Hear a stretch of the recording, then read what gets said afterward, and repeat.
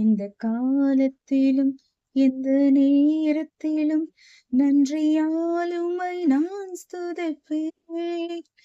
இயேசுவே உம்மை நான் ஸ்துதிப்பேன் ஸ்துதிப்பேன். எந்த வேளையிலும் ஸ்துதிப்பேன். இயேசுவே உம்மை நான் ஸ்துதிப்பேன் ஸ்துதிப்பேன். எந்த வேளையிலும் ஸ்துதிப்பேன்.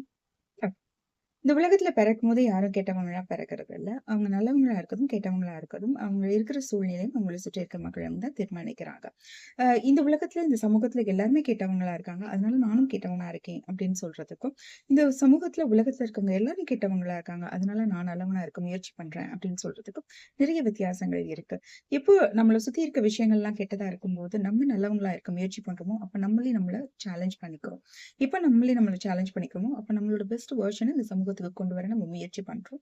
ஆ நம்ம எப்ப பெஸ்ட் வெர்ஷன் நம்ம கொண்டு வர முயற்சி பண்றோமோ, அது நம்மளோட பாசிட்டிவ் மைண்ட் செட்டுக்கா இருக்கட்டும், இல்ல ஒரு நல்ல விதமான மாற்றங்கள நம்மளோட வாழ்க்கையில கொண்டு வரதற்கான முதல் படியாக அமையுது.